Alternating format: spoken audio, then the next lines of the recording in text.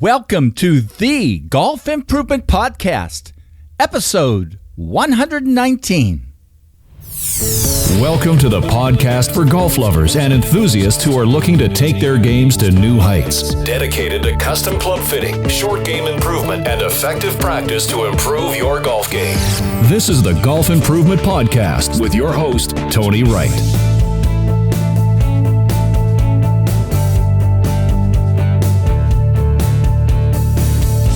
Hello, this is Tony Wright from Game Improvement Golf in Oak Ridge, Tennessee with the Golf Improvement Podcast, dedicated to sharing useful information on true custom club fitting, short game improvement, and effective practice techniques. I create exceptional golf clubs. You shoot lower scores. You'll be able to tell that it's a lot of fun for me to do my annual Christmas interview with my great friend, Mike McFadden, German PGA teaching professional. I have enormous respect for his knowledge in all areas of golf improvement, including teaching, true custom club fitting, golf fitness, and how to learn to improve. And also because of his wonderful enthusiasm for helping golfers, golf professionals, and custom club fitters to achieve their golfing potential. I hope some of his enthusiasm rubs off on you today as you listen to this interview with Mike McFadden from True Custom Club Fitting. Taking your game to new heights. www.gameimprovementgolf.com.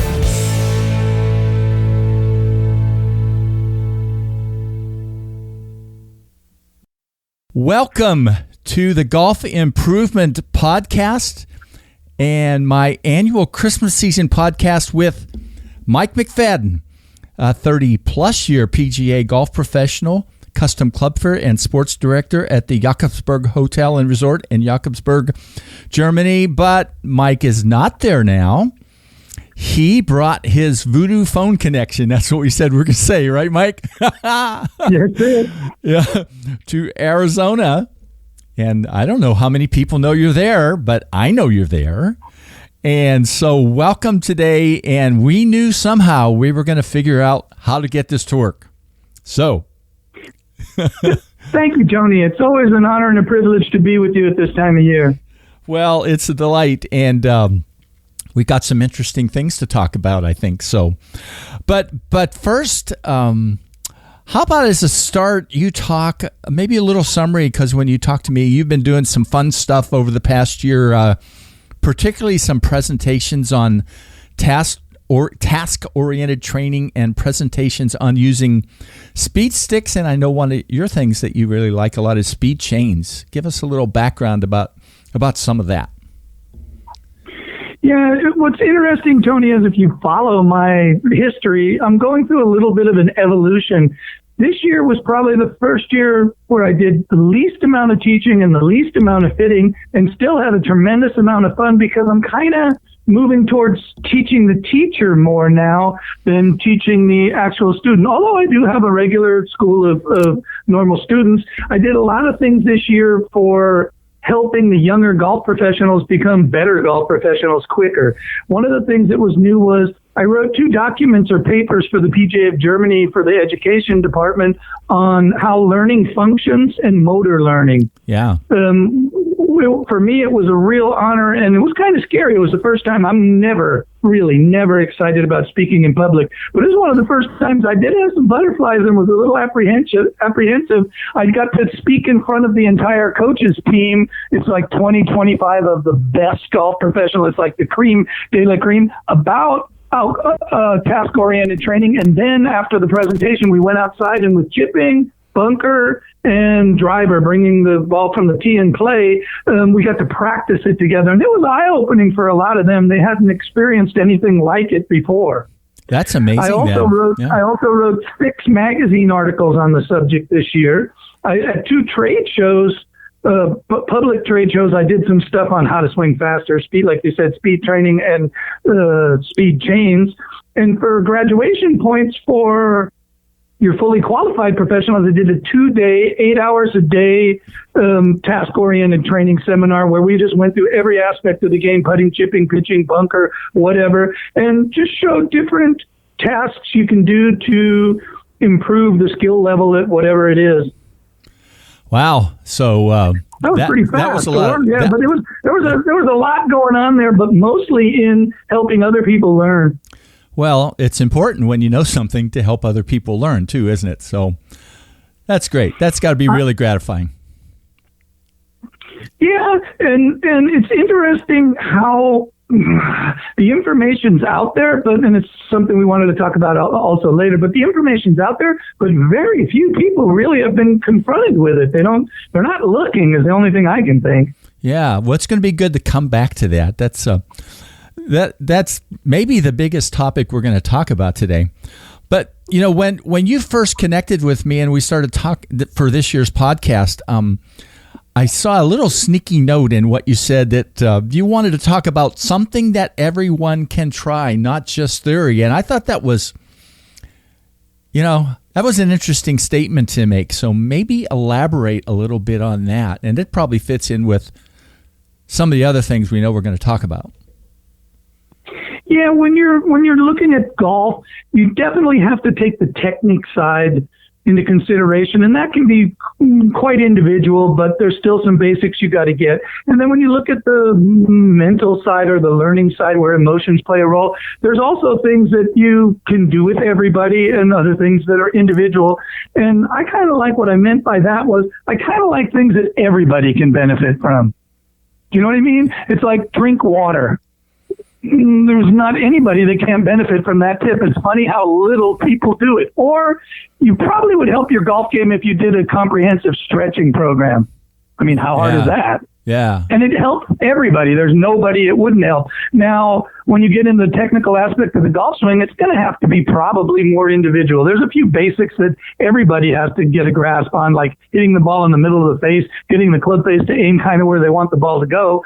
But the rest of it, like how they do it, can be very individual. But there's a ton of stuff that everybody could benefit from. And I tell you what really was eye-opening for me was at the end of last year, Pia Nielsen and Lynn Marriott came out with Be a Player. Yeah. And it has nothing to do with technique. For us, it's a seasonal sport in Germany, so didn't really get to do much with that till this season. So it was like a half a year incubation phase where I just kind of soaked it up and picked up the stuff that I really liked. But they had a ton of tasks on the physical, mental, and emotional focus that will help you play. And there's none of it that everybody can't do. And it's stuff like that that I meant when I was saying that. Yeah, one of my sort of measuring points for if a book or any kind of thing is good is if it doesn't just say, you need to do this, but it also says, here's how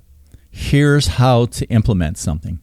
There's a ton of things out there that just say, well, you should do this, but it really, and their book, I read it too. I mean, it really hits when they can really give you things to do, like you said, right? And if you've ever read the book or anyone's looked through it, they ask a lot of questions. They're individual, but then they offer tasks, a wide variety, and literally hundreds. And your job is to do the tasks while playing golf and find out what happens. How does that work for you, or doesn't it work for you? And you eliminate the ones that aren't really anything that's going to help you, and you find some that actually will help you. And one of the biggest things about this task-oriented training is learning. This is what I know about the documents that I wrote. Learning takes place when awareness is focused. So if you don't have an exact task, regardless of what it is, it could be how your grip pressure is when you play, how you breathe when you play, if you're listening to impact, or whatever you're doing. When you focus your attention, now something happens that could benefit you, but it could also benefit you just to know, that's not for me. Yeah. You learn something there, whatever that task, it doesn't help me. But by doing more of them, you'll find out ones that actually will work for you that you would have never came upon yourself if you didn't do it. Were there any, is there any one that, is the one that you most often, from that book, use when you're working with people that you see yourself coming back over and over to? I like different body awareness, like how your shoulders feel or how your jaw feels or how your grip pressure is. I kind of like that muscle tension stuff and do it at different scales, like as hard as you can, as easy as you can, in between. One of my favorites, and I think I said it to you before, that I use with everybody because I like body language, controlling your inner voice and your emotion. Learn to walk like a champion, like John Wayne, like Nick Faldo, like Greg Norman, like Tiger Woods. Tiger Woods, when you walked, you knew you got rid of this hole. Yeah, look up, look at the horizon, and we'll also do the opposite. I'll have them spend a hole just looking down and feeling bad about yourself. And it's amazing how your golf game, your coordination gets affected by simple body language things like "I'm convinced I'm good" or "I'm convinced I'm bad." Well, I kind of, the word I sort of would use for some of that too is kind of Goldilocks training, right? Because it's one you can learn the way you really want to get it, right? When you do the opposite almost, right? Like the looking down is kind of cool. That can be a part of learning. I'm a big fan. If you slice, learn to hook. If you hook, learn to slice. If you hit the ball flat, learn to hit it high. If you hit it high, learn to hit it low. And you need to be able to do all of them. And this looking down is just the opposite side of walking like a champion. And it's like an awareness thing. What's actually happening inside myself when I do this. And you can only benefit from it. It's one of those things that's good for everybody. It's a task that has nothing to do with theory, and anyone can try it. And one person will say, and the next one will go, wow, that really helped. I feel good. And my swing feels more fluid, and I got more touch around the green. I really like that. And then there's everything in between. Yeah. Well, on to the next topic, and as we said earlier, it's probably one of the bigger ones. You said to me, one of the biggest things that I am continually confronted with was the fact that not very many folks, are up to date and using a lot of the good information that's available. Boy, there's a ton of information out there. And so what's your take on that then? Why do you think they're not getting that? Is it because people aren't communicating it? They're doing the same things they did forever, or maybe they're afraid to make change. I don't know. I think you're probably, you could say all of the above.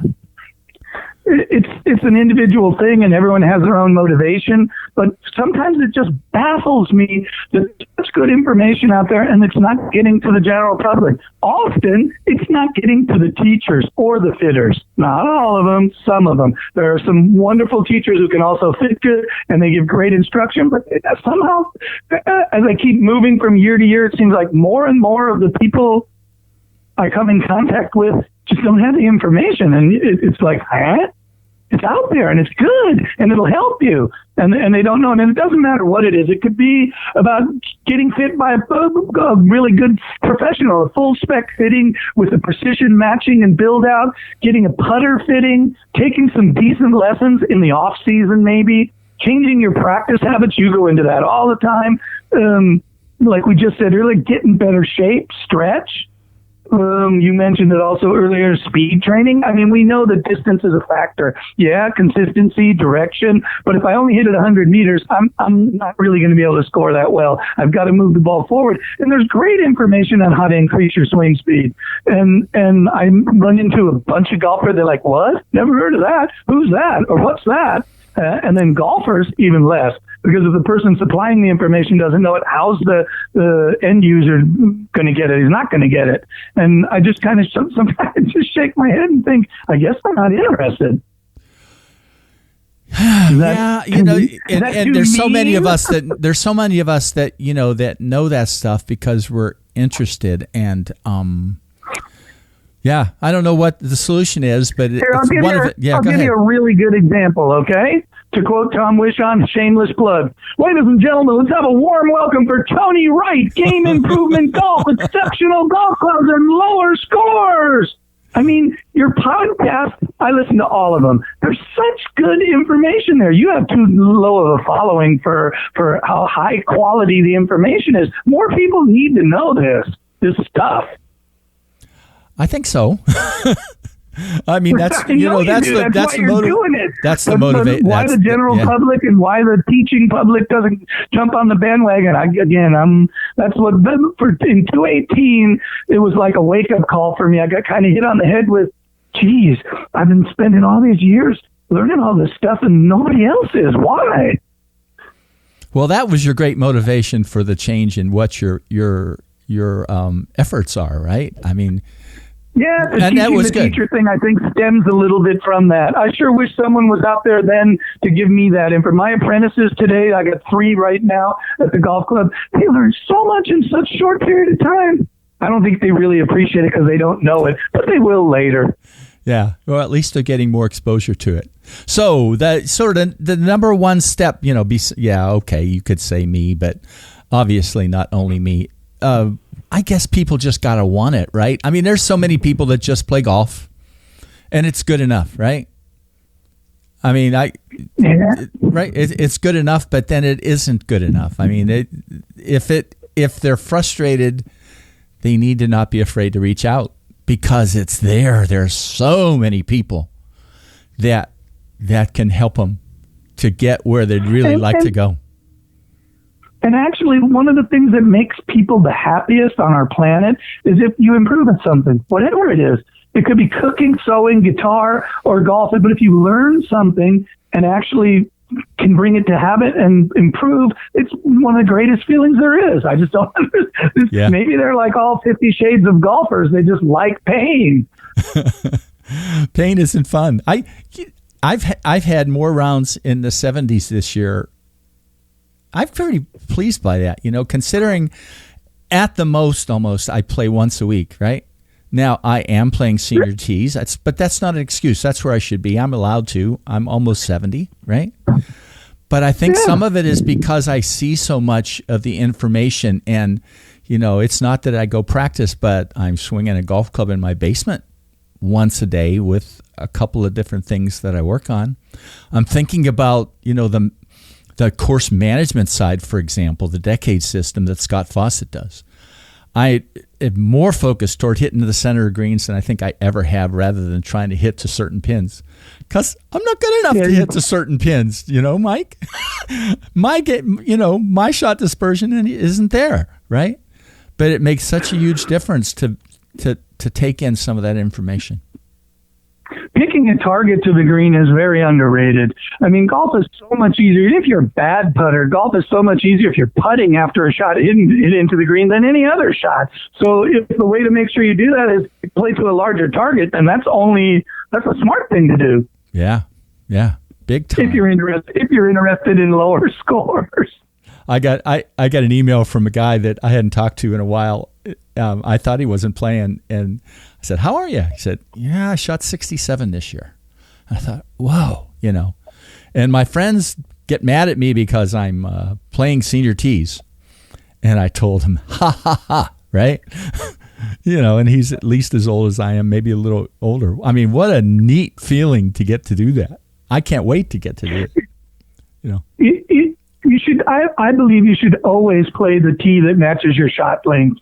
Regardless if you're seeing, we do it with our junior program. We tee them off at the 150-yard marker. You should always play a course where par threes you can get in 1, par fours, not all of them, but you can get in 2, and par fives you can get in 3. And it's based on how far you hit your driver and middle iron or something. Yeah. Well, and then golf's fun. It sure is that way. It is a lot of fun.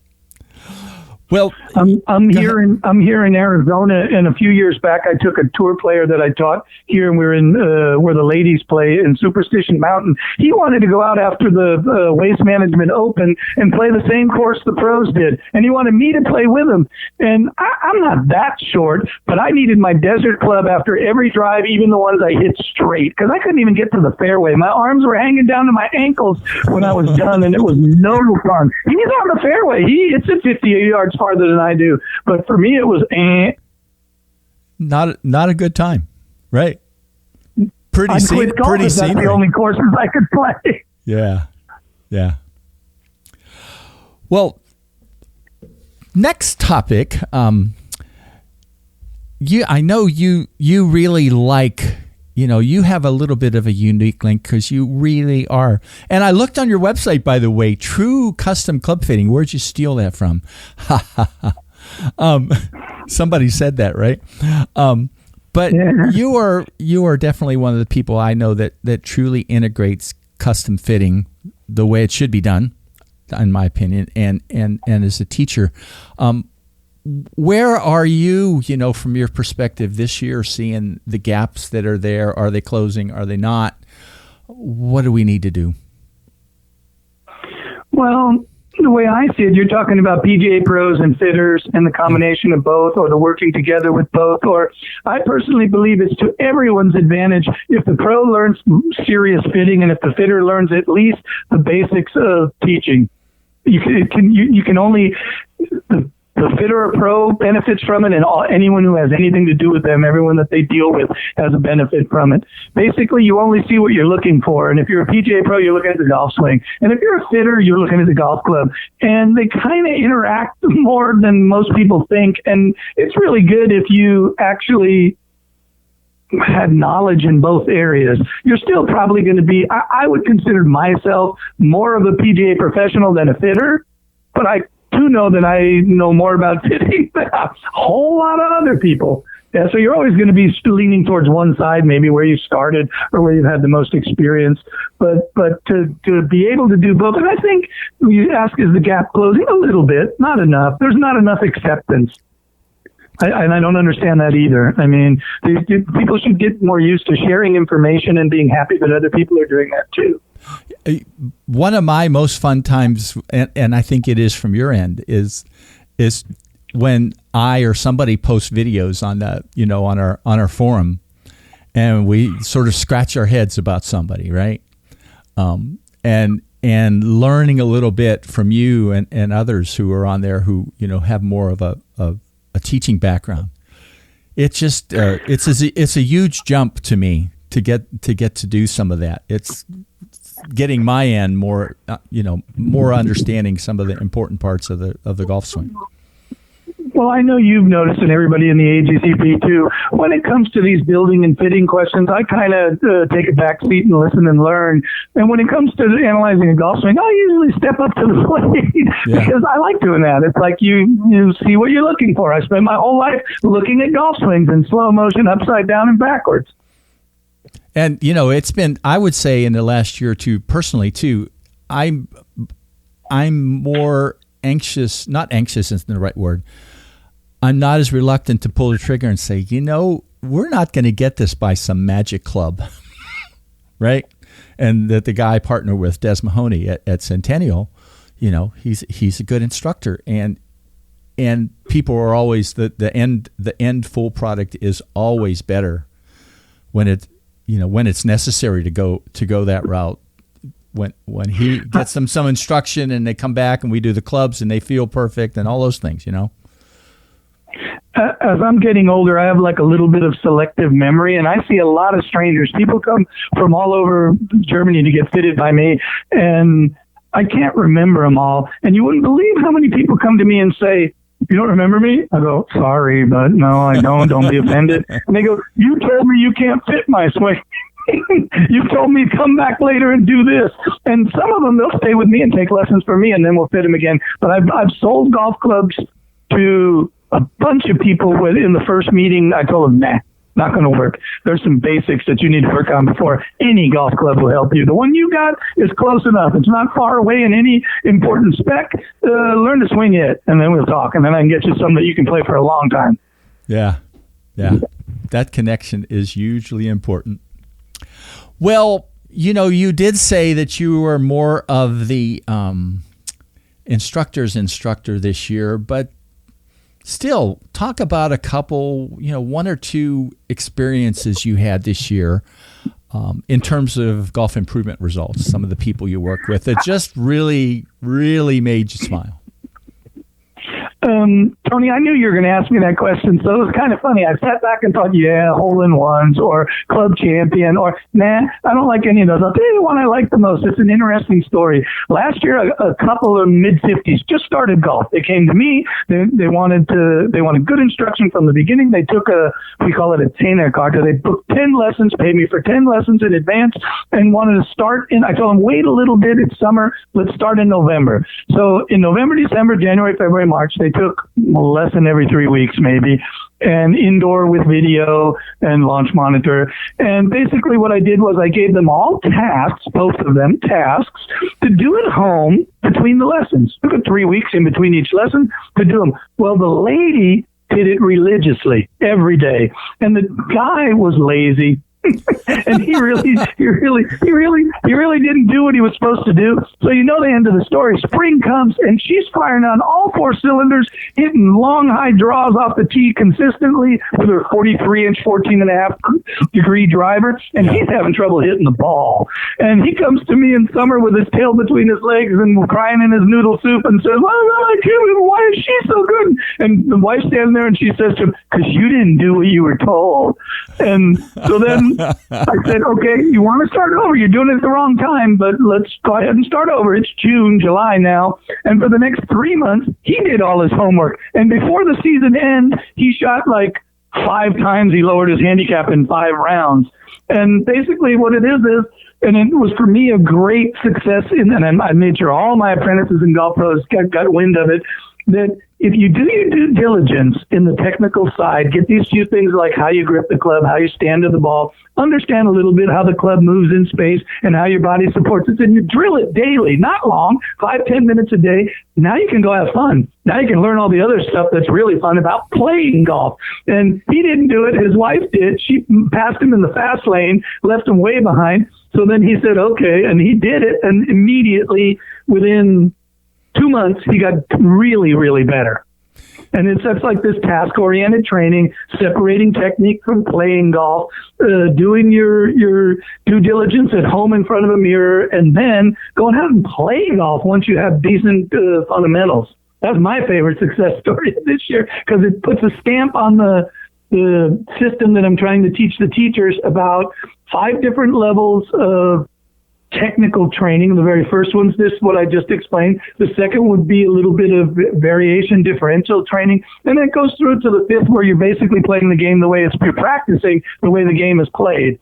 And I don't have a lot of that type of customer. It was the only one I had this winter, this absolute beginner. And it was just nice to see because she was pounding her driver one after the other. And he was crying. Do you think, it's almost like a self-fulfilling prophecy, though. Do you think she was having more fun when she was on her own, when she was doing the sort of practice things, that she just really embraced it almost, obviously, right? Yeah, and he was a little different in terms of mindset, in terms of what it was. But. Yeah. He didn't think it was necessary. They both came from tennis, and he was better than her in tennis. And he thought, I can do this. Yeah. And then his wife laps him, and he's like, oh. And she's she's very into detail and she's very disciplined. And you could see it. I could see it after the 3rd week. She did exactly what I told her. You could see the improvement, and it was permanent because she did it every day, 5 minutes a day. And he just wanted to go play golf. But when the season started, he was still hitting whiffs and topping and fat, and she's just hitting every shot, or almost every shot.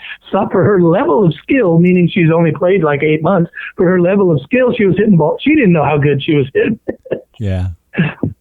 Well, congratulations to him, though, too, because some people might also get to that, right? To that point and then say, darn, And he had enough guts to say, well, it's time, right?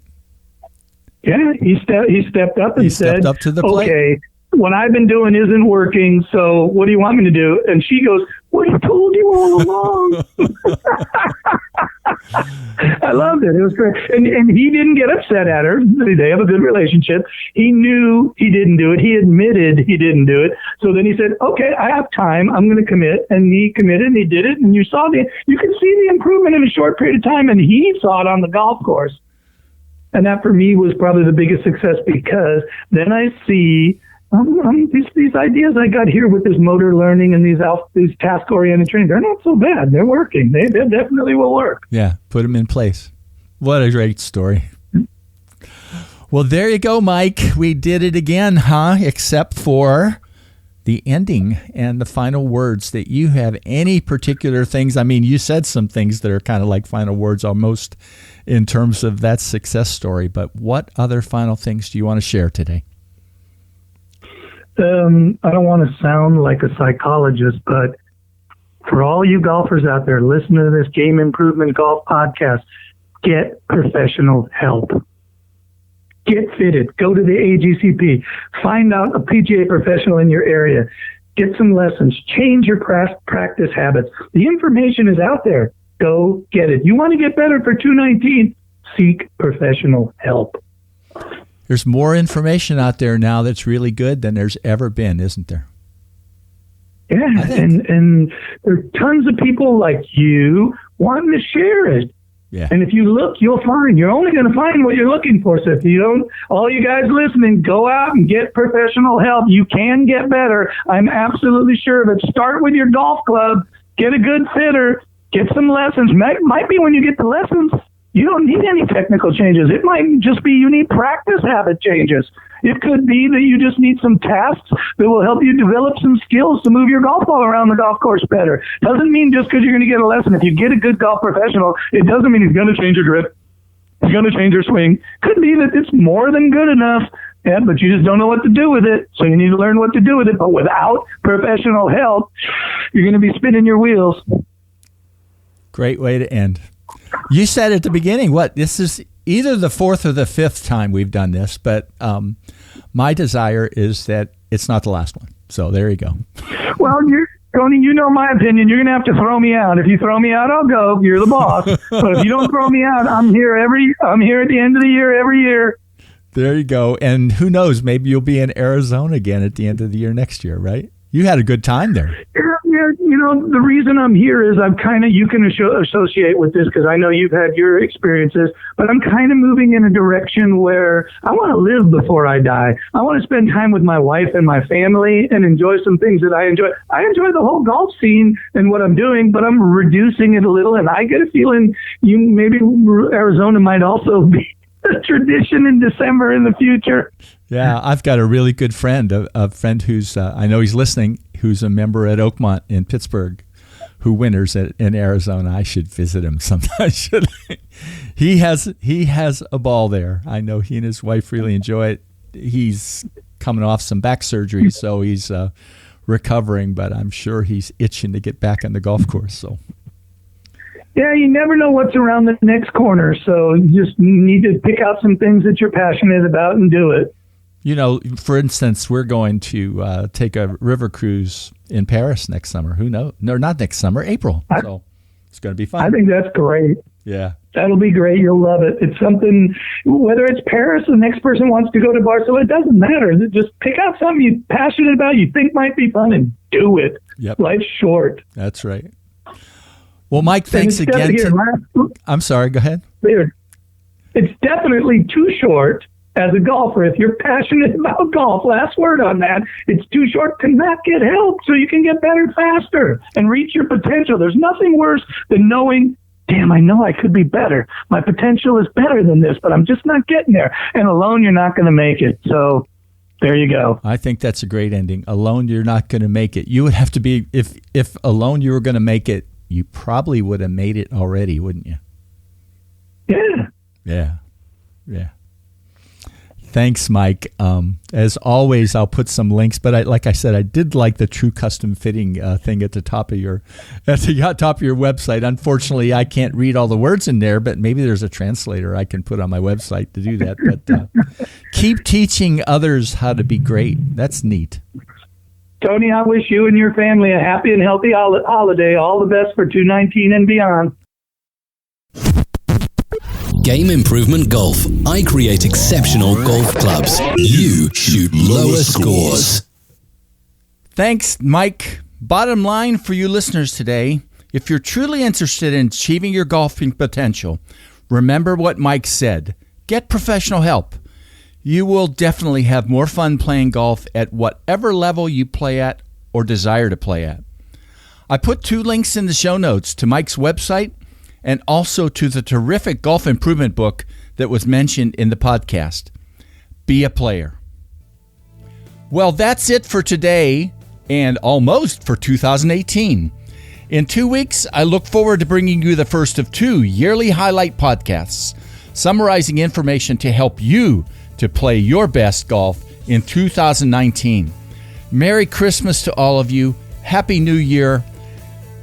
And thank you for being here. See you in 2 weeks.